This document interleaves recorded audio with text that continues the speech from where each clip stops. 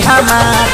धरी के कमरिया पलंग पलट गौए सैया जी हमार धरी के कमरिया पलंग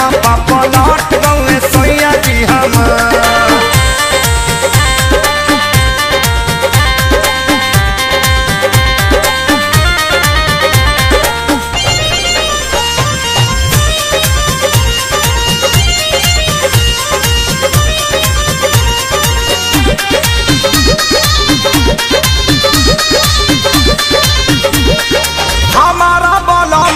के कुछ ना बुझाई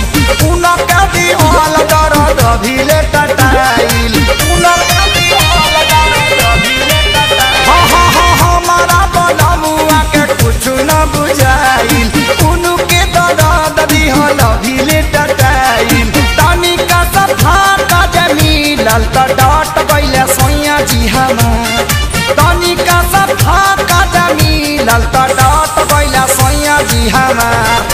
भाई के कमरिया पलंग पलट गइले सैया जी हमार भाई के कमरिया पलंग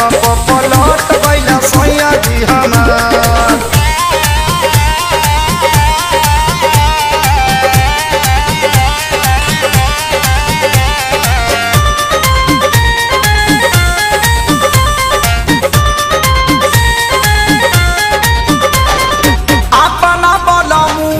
कैसे हटाई